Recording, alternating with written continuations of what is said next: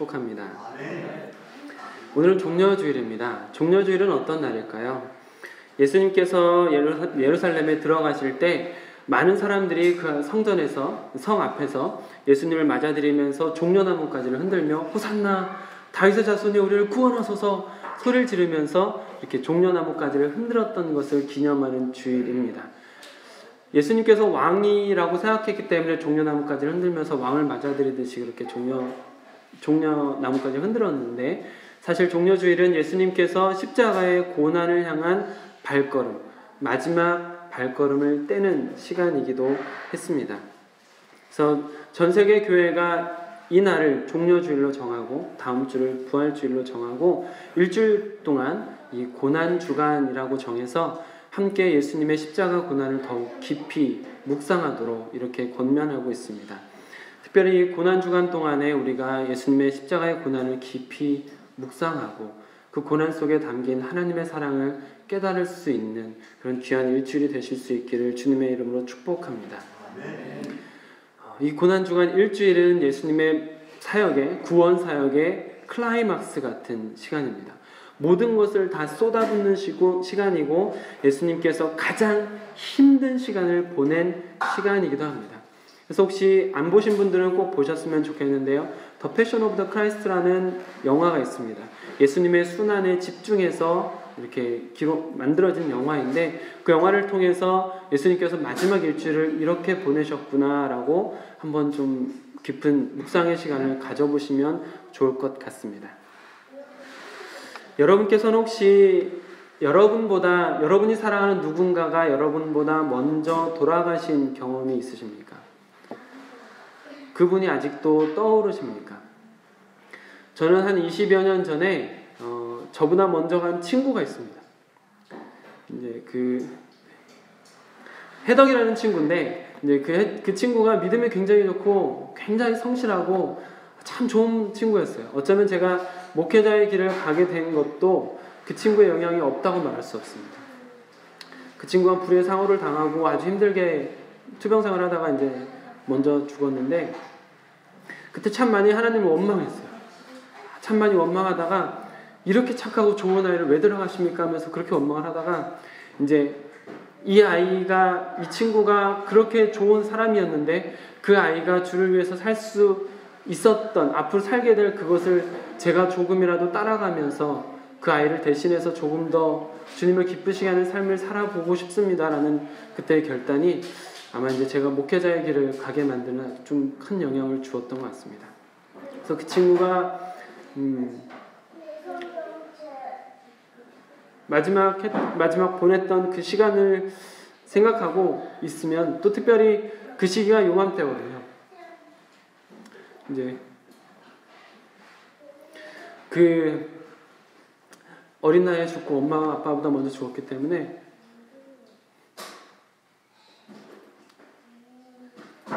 묘가 없어요.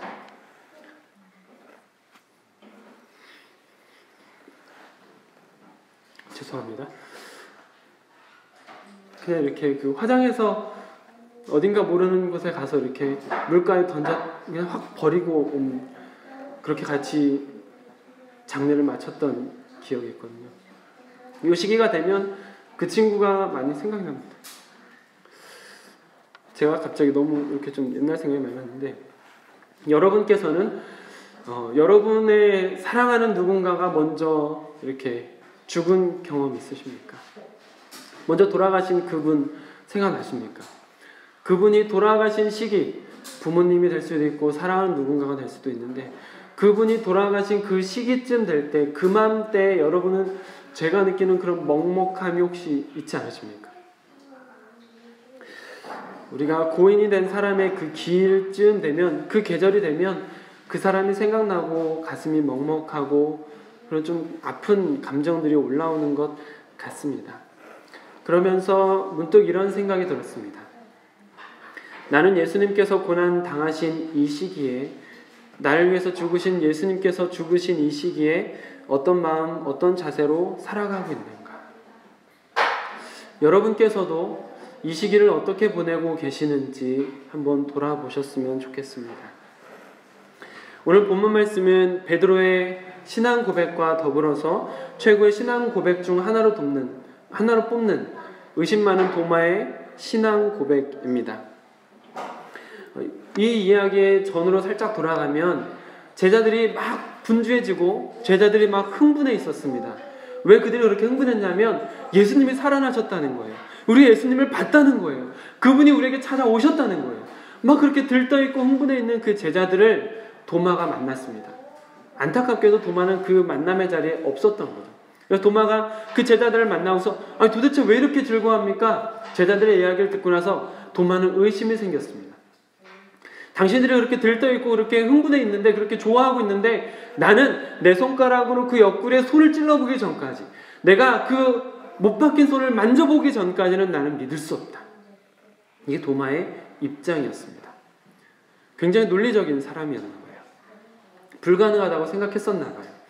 그랬던 그 도마에게 예수님께서 찾아오신 장면이 바로 오늘 말씀입니다. 예수님께서 도마에게 찾아오셔서 얘야 찔러봐라. 믿음 없는 자가 되지 말고 찔러보고 너도 믿는 자가 되라.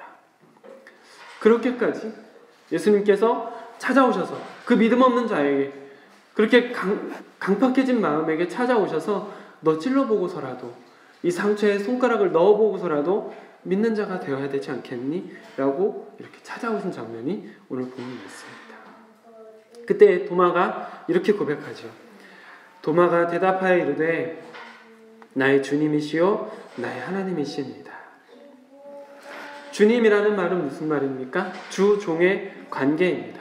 그 당시 주종의 관계는 소유의 관계이기도 하고 생명을 마음대로 할 수 있는 그런 관계였습니다. 주님이라는 고백은 당신은 나의 주님이고 나의 모든 주권이 당신께 있고 나의 사는 것도 죽는 것도 당신의 손안에 있습니다 라는 고백입니다. 그리고 당신은 나의 하나님이십니다 라는 고백을 했는데, 당신은 나의 하나님이시다 라는 고백은 인간이라는 존재를 뛰어넘은 존재로서 세상을 구원하실 수 있는 신적인 존재로서 인정하고 있는 구세주, 세상을 구원하고 나를 구원할 수 있는 분으로서 인정하고 있는 신앙 고백입니다. 여러분께서도 개인적으로 예수님을 주님 그리고 하나님으로 고백하는 신앙 고백이 있으십니까? 예수님이 나의 구세주요 나의 주인입니다 라는 고백이 여러분에게 있으십니까? 아무도 아멘 안 하시네요. 갑자기 입이 탑니다. 초신자 예배를 갑자기 예배 인도하는 것도 아닌데 다시 한번 물어보겠습니다. 여러분께서는 예수님을 나의 구주, 나의 주인입니다 라는 고백을 가지고 계십니까? 아멘. 그렇다면 다시 한번 묻겠습니다. 나의 구주고 나의 주님이신 그분께서 돌아가신 이 시기에 여러분의 마음은, 여러분의 삶의 자세는 어떠하십니까? 승천하신 예수님에 대한 선입견이 저에게 좀 있었던 것 같습니다. 사실 저만 그런 것이 아니라 성화 같은 것들을 보면은 저와 비슷한 선입견이 좀 있지 않나 하는 생각이 들었습니다. 어떤 것이냐면 예수님의 부활, 승천, 재림, 이것이 매우 영화롭게 또 환하고 아름답게 비춰진다는 것이죠. 사실 또 그렇지 않다는 건 아닌데 그 부분만 있지는 않다고 생각이 듭니다. 왜냐하면 제가 이제 좀 간과했던 부분이고 말씀을 묵상하다가 이렇게 떠오르게 되는데요. 그 영화롭고 아름답고 깨끗한 모습의 예수님이 아니라 예수님의 손과 발에 못자국이 남아있는, 옆구리는 창자국이 남아있는, 채찍질에 맞은 흔적들이 남아있는 모습이라는 거죠. 조금 전에 말씀을 드렸지만 오늘 말씀 바로 위에 있는 20장 19절 20절 말씀을 보시면 제자들이 예수님을 만난 장면이 나옵니다. 제자들이 예수님을 만난 장면, 이날 곧 안식 후 첫날 저녁 때 제자들이 유대인들을 두려워하여 모여 있는데 그분들을 닫아 두었는데 예수님께서 오사 가운데 서서 이르시되 너희에게 평강이 있을지어다 인사하셨습니다. 그 다음에 예수님이 무엇을 하셨는지 함께 20절 말씀을 같이 읽어보겠습니다. 시작.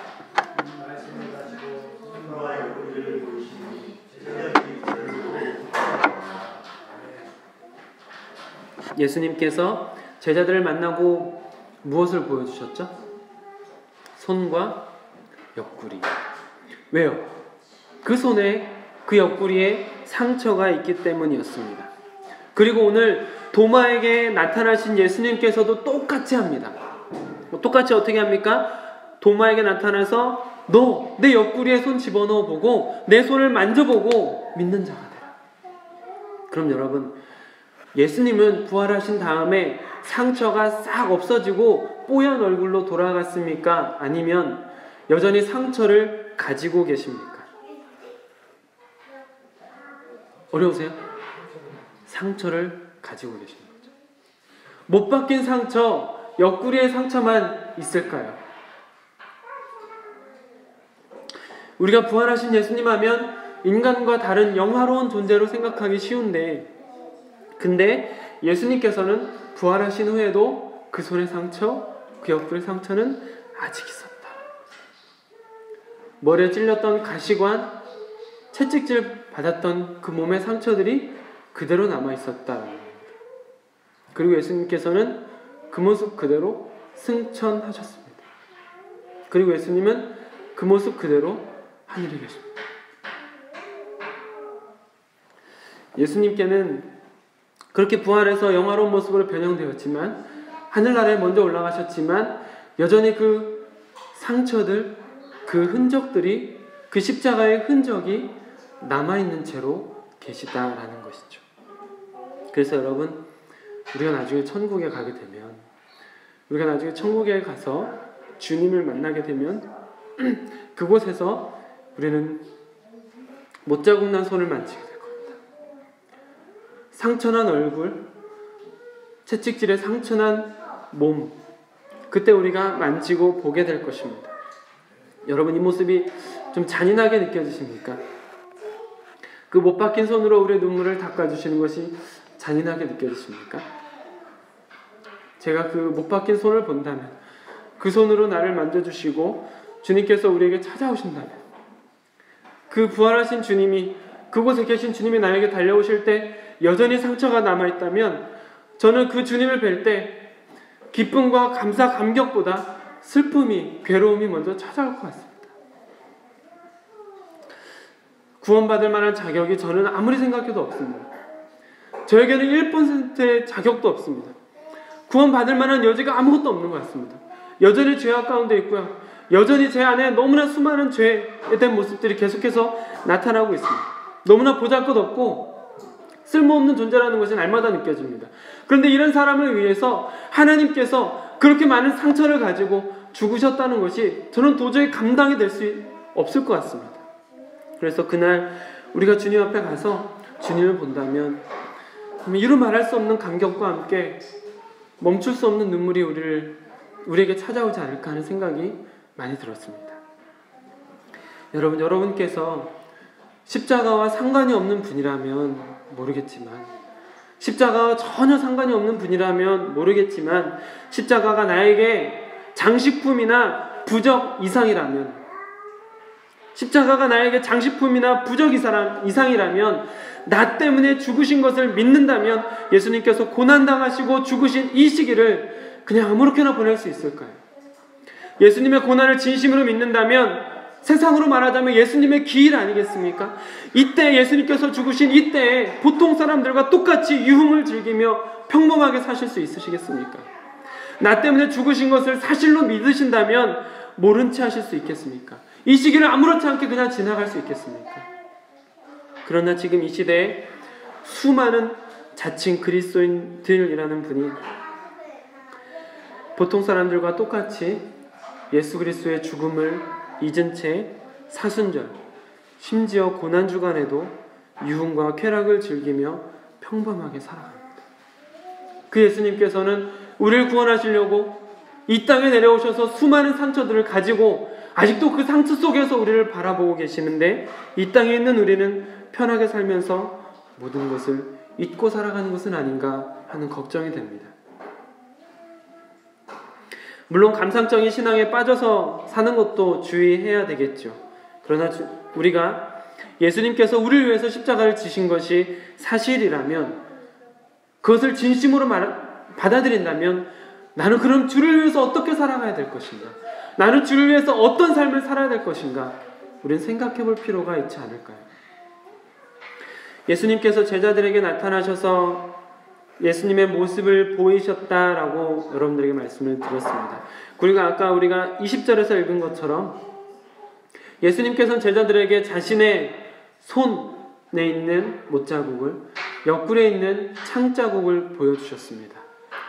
그리고 예수님께서 그들에게 하신 말씀을 한번 같이 읽어봤으면 좋겠습니다. 21절 말씀인데요. 요한복음 20장 21절 말씀 시작.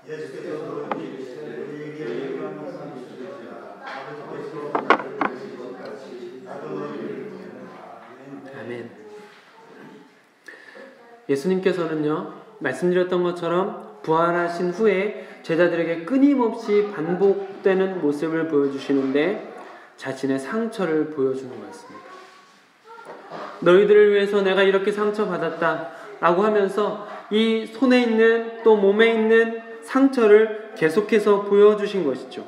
그리고 나서 예수님께서 그 상처들을 보여준 다음에 예수님께서 제자들에게 하셨던 중요한 명령이 있습니다. 무엇입니까? 하나님께서 예수님을 보내신 것과 같이 예수님도 우리를 보낸다는 것이죠. 여러분에게 다시 한번 질문하겠습니다. 하나님께서 예수님을 어디로 보내셨습니까? 하나님께서 예수님을 어디로 보내셨습니까?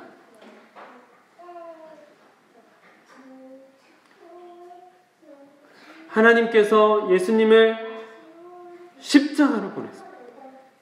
해골의 언덕, 골고다로 보냈습니다.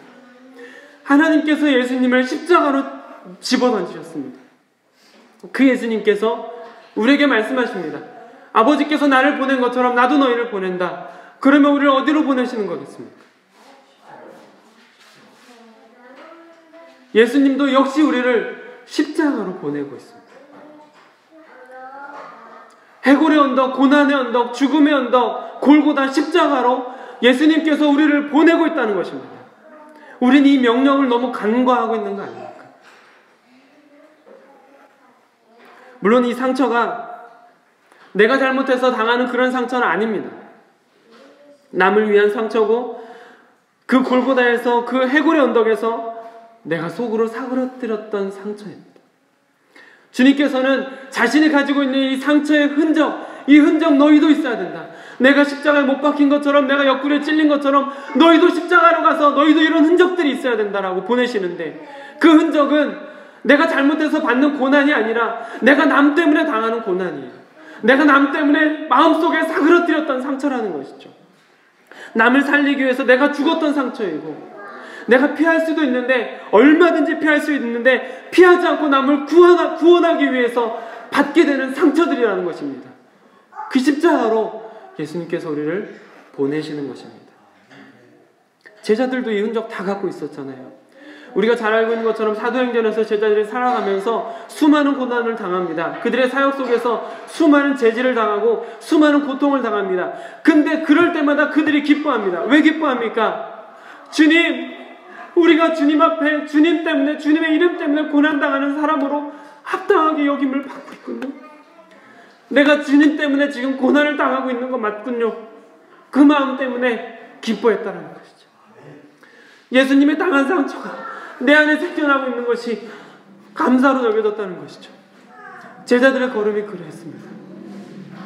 사도 바울도 그랬습니다. 갈라디아서 6장 17절을 보면 그가 자신의 몸에 있는 것을 예수 그리스도의 흔적이라고 말해요. 갈라디아서 6장 17절에 내가 내 몸에 예수의 흔적을 지니고 있노라. 내가 내 몸에 예수의 흔적을 지니고 있노라. 이게 무엇입니까? 십자가 목걸이 메고 있는 것입니까? 십자가를 달고 다니는 것입니까? 내 몸에 지닌 예수 그리스도의 흔적이 무엇입니까? 그 예수님 때문에 40에 하나 감암매를 5번 맞았고 3번 태장을 돌로 맞아서 죽을 뻔했고 여러 번 자지 못했고 추렸고 굶었고 추웠고 떨었습니다. 그렇게 죽을 뻔한 고비를 끊임없이 넘겼습니다. 그럼에도 불구하고 그 마음속에 그가 전했던 사람들을 향해서 그가 복음을 전했던 그 교회들을 향해서 계속해서 눌리는 마음이 내 안에 있다 라고 말하고 있습니다. 이런 상처들, 이런 고난들, 이런 아픔들이 예수의 흔적이라는 것이죠. 얼마든지 피할 수 있고 마음껏 살 수 있는, 편하게 살 수 있는 인생, 그런 자격이 나에게 주어졌다 할지라도 예수님 때문에 그 고난에 들어가서 그 아픔 속에서 나를 위해서가 아니라 남을 위해서 고난을 당하는 그 시간들, 그 아픔들, 그 괴로움들이 예수의 흔적으로 바울의 몸에 고스란히 남았다라는 것입니다. 여러분, 우리는 어떻습니까? 사랑하는 성도 여러분께는 어떤 흔적이 있으십니까? 우리에게는 그 흔적들을 찾아볼 수 있을까요? 자신의 만족을 위한 가짜 헌신을 훈장처럼 흔적이라 생각하지는 않으시겠죠? 내가 잘못해서 당한 고난을 가지고 예수의 흔적이라 치장하지는 않으시겠죠? 여러분, 혹시 예수님 때문에 당한 어떤 흔적도 없는 것은 아니신가요? 내 몸에 작은 흠이 날까 몸을 사리고, 내 마음에 작은 흠이 날까 몸을 사리고, 나에게 경제적이나 정신적 불이익이 생기는 것은 아닐까 몸을 사리고 있으십니까? 아주 작은 불편한 소리도 듣고 싶지 않아서 피하고, 아주 조금 피곤한 것조차도 견디기 힘들어서 피하려 한다면, 내 마음에 들지 않는다고 쉽게 모른 채 하고 떠나버리면 그만이자고 생각한다면, 도대체 우리가 어디에서 예수의 흔적을 찾을 수 있겠습니까? 우리가 그렇게 편한 것만을 추구하고 편하게만 살아간다면 도대체 우리가 어디에서 예수님이 예수의 흔적을 찾을 수 있겠습니까? 예수님 앞에서 나의 구주, 나의 주님이십니다라고 고백하는 이것이 그냥 입에 발린 소리가 아니고 무엇이겠습니까? 저는 그 예수님 앞에서 서면 제 모습을 보면 여전히 좀 부끄러울 것 같습니다. 그 상처의 흔적들, 별로 없는 흔적들 때문에 주님 앞에서 부끄럽고 죄송할 것 같습니다. 여러분께서는 어떠십니까? 사랑하는 성도 여러분, 고난 주간입니다. 예수님께서 돌아가신 기간으로서, 고난받으신 시간으로서 보내는, 그것을 묵상하며 기념하며 보내는 시간입니다. 나를 위해서 죽은 분을 위해서 1년 중 아주 짧은 이 일주일이라는 시간만이라도, 아주 짧은 시간만이라도 그 고난들, 그 흔적들을 기억하며 살자고 하는 것, 이것마저도 귀찮게 여겨지는 건 아니시겠죠? 우리도 주님 앞에 나의 구주요 나의 주님이십니다 라고 고백하는 것이 그저 말의 고백을 넘어서는 것이었으면 좋겠습니다. 내 삶의 패턴을 거스르는 것이고 나를 불편하게 하는 것이라 할지라도 나 같은 것 하나 구원하려고 자신의 몸을 완전히 집어 던지신, 그리고 수많은 상처들을 안고 올라가신 예수 그리스도의 흔적, 그 흔적을 지닌 그리스도인, 우리가 그런 예수 그리스도의 흔적을 지닌 그리스도인으로 살아갈 수 있으면 좋겠습니다. 그래서 약속의 말씀대로 우리가 주님 앞에 서게 됐을 때, 하나님 앞에 서게 됐을 때 하나님께서 생명수 샘물로 우리의 상처들을 씻어주신다라고 요한계시록 7장에 기록하고 있지 않습니까? 그때 주님 앞에 서서, 주님, 여기도 아팠어요. 주님, 내가 주님 때문에 여기에도 상처 났어요. 주님 때문에 제가 많이 아팠습니다. 여기도 닦아주세요. 주님, 제가 이렇게 아팠습니다 하며 주님 앞에 우리의 상처들을 보여줄 수 있는 때가 왔으면 좋겠습니다. 그러면 그날은 우리가 아팠던 그 모든 상처들이, 그 예수 그리스도의 흔적들이 하나님께서 생명수 샘물로 하나하나 씻어주시는 그런 복된 날이 될 줄 믿습니다.